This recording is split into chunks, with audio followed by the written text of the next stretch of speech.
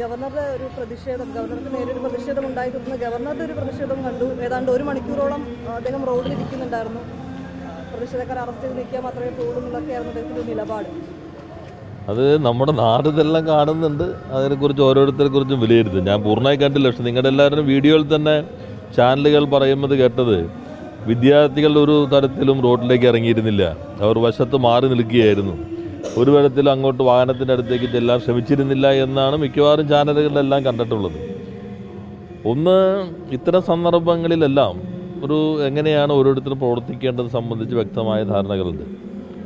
ഇപ്പോൾ ഗവർണർ ഇപ്പോൾ എടുത്തിട്ടുള്ള രീതി അത് ജനങ്ങളാകെ വിലയിരുത്തും ഓരോരുത്തരെ കുറിച്ചും. ഇപ്പോൾ ഒരു സംരക്ഷണമുള്ള ആളുകൾ എന്ത് ചെയ്യണം, എന്ത് ചെയ്യാൻ പാടില്ല, ഇത് കേന്ദ്ര ഗവൺമെൻറ്റിൻ്റെ തന്നെ മാർഗനിർദ്ദേശങ്ങളുണ്ട്. ആ മാർഗനിർദ്ദേശങ്ങൾ വളരെ കൃത്യമായി പറയുന്നുണ്ട്. ഒരു അൺട്രസ്റ്റ് ഉണ്ടെങ്കിൽ നമ്മൾ അങ്ങോട്ട് ചെല്ലാനേ പാടില്ല എന്നാണ്. ഞങ്ങളുടെ അല്ല, കേന്ദ്ര ഗവൺമെൻറ് തന്നെ മാർഗനിർദ്ദേശങ്ങളുണ്ട്. ഡൂസ് ആൻഡ് ഡോൺ ഡു എന്താണെന്നുള്ളത്, പ്രൊട്ടക്റ്റീവ്സിൻ്റെ എന്തെല്ലാം കാര്യങ്ങൾ ചെയ്യാം, എന്തെല്ലാം കാര്യങ്ങൾ ചെയ്യാൻ പാടില്ല എന്ന് കൃത്യമായിട്ട് പറയുന്നുണ്ട്.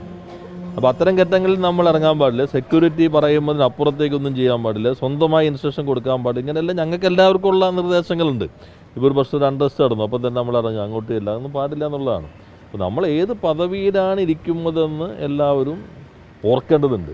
ഇരിക്കുന്ന പദവി മറന്നു പോയാൽ അപകടത്തിലായിപ്പോവും. നല്ലത്, അവരെല്ലാം പരിശോധിക്കാമല്ലോ. ഇതിപ്പോൾ നിങ്ങളുടെ ചാനലുകളുടെ എല്ലാം വന്ന ദൃശ്യങ്ങളുണ്ടല്ലോ, ആ ദൃശ്യങ്ങൾ തന്നെ പരിശോധിച്ചാൽ അറിയാമല്ലോ. വിദ്യാർത്ഥികളുടെ സൈഡ് ഇത് നാം കാണേണ്ടത് ഇന്ത്യയുടെ ചരിത്രത്തിൽ ആദ്യമായിട്ടാണ് ഗവർണറുടെ ഒരു കരിങ്കൊടി കാണിച്ചതിന് 124 എന്നൊരു വകുപ്പ് ചുമത്തിയത്. 124A നമുക്കൊക്കെ പരിചയമുണ്ട്, മറ്റേ രാജ്യദ്രോഹ കുറ്റം. 124 സ്വതന്ത്ര ഇന്ത്യയിൽ ഇതേവരെ ചുമത്തിയിട്ടില്ല. തിരുവനന്തപുരത്ത് വിദ്യാർത്ഥികൾ കരിങ്കൊടി കാണിച്ചപ്പോൾ ഗവർണർ ആവശ്യപ്പെടുകയാണ് 124 എന്നുള്ള IPC ഗവർണറോ പ്രസിഡൻറ്റോ ഔദ്യോഗിക കൃത്യനിർവഹണത്തിന് എന്തെങ്കിലും തടസ്സങ്ങൾ ഉണ്ടാക്കുമ്പോഴുള്ളതാണ്. കൊളോണിയൽ കാലഘട്ടത്തിൽ ഗവർണർ എന്തോ ഒപ്പിട്ടില്ല എന്ന് പറഞ്ഞാൽ ഗവർണർക്ക് ഇവരെടുത്തിട്ടുണ്ട്. അല്ലാതെ ഇന്ത്യയിൽ ഇതുവരെ 124 ചാർജ് ചെയ്തിട്ടില്ല. അതുപോലും കേരളത്തിലെ പോലീസ് ഗവർണർ ആവശ്യപ്പെട്ടത് പ്രകാരമാണ്, അല്ലെങ്കിൽ അദ്ദേഹത്തിൻ്റെ ഓഫീസ് നിർദ്ദേശിച്ച പ്രകാരമായിരിക്കാം 124 വരെ ചാർജ് ചെയ്തു കരിങ്കൊടി കാണിച്ചതിന്, സ്വതന്ത്ര ഇന്ത്യയിൽ ആദ്യമായി. അപ്പോൾ ഇതെല്ലാം ആഭ്യന്തര വകുപ്പ് പരിശോധിക്കുന്നത് നല്ലതാണ്. കാരണം ഗവർണറുടെ ഒരു ചുമതലയിൽ ഇരിക്കുന്ന ആളുടെ പ്രവർത്തന രീതിയെക്കുറിച്ച് മനസ്സിലാക്കുന്നതിന് അവരും പരിശോധിക്കുന്നത് നല്ലത് തന്നെയാണ്. ഗവർണർ പറയുന്നത് മുഖ്യമന്ത്രിയെ കരിങ്കൊടി കാണിക്കുമ്പോൾ പോലീസ് ഇത്തരത്തിൽ സോഫ്റ്റ് ആയിട്ടല്ല പെരുമാറുന്നത്, പോലീസ് ഇപ്പോൾ രാജകീയമായിട്ടൊന്നല്ല കൊണ്ടുപോകുന്നത്, അടിച്ച് തല പൊട്ടിക്കുന്നു, വാനിൽ കൊണ്ടുപോകുന്നു. പക്ഷെ തനിക്കെതിരെ കരിങ്കൊടി ഉണ്ടാകുമ്പോൾ അതൊന്നും ഉണ്ടാവുന്നില്ല എന്നുവെച്ചാൽ അദ്ദേഹം അടിച്ച് തല പൊട്ടിക്കണമെന്നാണെങ്കിൽ അദ്ദേഹം പറയേണ്ടത് അങ്ങനെയാണ് ചെയ്യേണ്ടതെന്ന്. നമ്മുടെ ഇതിനകത്ത് അദ്ദേഹം നോക്കേണ്ടത്, ഇപ്പോൾ ഈ വീഡിയോ മുഴുവൻ ഞാനിപ്പോൾ നിങ്ങൾ പൂർണ്ണമായിട്ടും കണ്ടില്ല പരിപാടികൾക്കിടയിൽ, വളരെ വ്യക്തമല്ലേ. സൈഡിൽ നിന്നൊരു പ്രതിഷേധം ആളുകൾ മുദ്രാവാക്യം വിളിക്കുന്നു. അത് നിങ്ങൾ തന്നെ പറയുന്നുണ്ട്. അങ്ങനെ വിദ്യാർത്ഥികൾ ഇപ്പോൾ പറഞ്ഞിട്ടുണ്ട് ലൈവിൽ തന്നെ, വിദ്യാർത്ഥികളൊന്നും അങ്ങനെ പോയിട്ടില്ല, ബസ് നിൽക്കുകയായിരുന്നു, സമാധാനപരമായിരുന്നു. അപ്പോൾ അതിൽ ഇതിനകത്ത് എന്താ പറയുക, നമുക്ക് ഇത്തരം ആളുകളെ കുറിച്ച് എന്താ പറയാൻ കഴിയുക? അങ്ങനെയാണെങ്കിൽ 124 ഇടുമോ?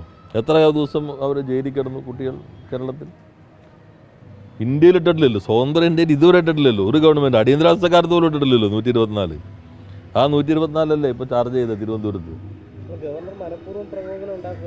എന്ത് തോന്നുന്നു കണ്ടിട്ട്?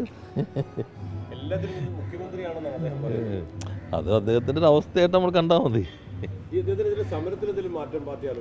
അല്ല, ഞങ്ങളൊന്നും ആലോചിച്ച സമരമല്ലല്ലോ ഇത്. ചാൻസലർക്കെതിരെയുള്ള ഇതുകൊണ്ടാണ് സാൽക്കിയ കമ്മീഷനും പൂഞ്ചി കമ്മീഷനും പറഞ്ഞത് ഗവർണർമാർ ചാൻസലർമാരാകാൻ പാടില്ല. കാരണം അപ്പോൾ അവരുടെ പദവിക്ക് ചേരാത്ത രൂപത്തിലുള്ള ചില നടപടികൾ വന്നാൽ അതിനെല്ലാം തന്നെ പ്രശ്നങ്ങൾ വരും, അവരെല്ലാം കോൺട്രവേഴ്സിയിലേക്ക് പോകും. അതുകൊണ്ടാണ് കമ്മീഷനുകൾ പറഞ്ഞത് ഗവർണർ ചാൻസലർ ആകാൻ പാടില്ല എന്നുള്ളത്. അപ്പോൾ അതെല്ലാം ഒന്നുകൂടി അടിവരായിട്ട് ഉറപ്പിക്കുമ്പോഴാണ് ഇപ്പോഴത്തെ സംഭവങ്ങൾ. നിയമസഭ ചേരാൻ പോവുകയാണ്. ഈ ഗവർണർ പലപ്പോഴായി സർക്കാരിനെ പ്രതിരോധത്തിലാക്കുന്നുണ്ട്. ഈ തരത്തിലുള്ള പലതരത്തിൽ നേരത്തെ പറഞ്ഞ പോലെ പദവിക്ക് നിരക്കാത്ത തരത്തിൽ പ്രവർത്തിക്കുകയും ചെയ്യുന്നുണ്ട്. ഇങ്ങനെ ഒരു ഗവർണർ കേരളത്തിന് ആവശ്യമുണ്ട്. ഈ ഗവർണർ പിൻവലിക്കണമെന്ന് ആവശ്യപ്പെട്ടുകൊണ്ട് നോക്കാമല്ലോ. നമ്മൾ ഇപ്പോൾ നിയമസഭയിൽ നമ്മൾ നയപ്രഖ്യാപനമല്ലേ ചർച്ച ചെയ്യാൻ പോകുന്നത്, ആ ഘട്ടത്തിൽ നോക്കാം.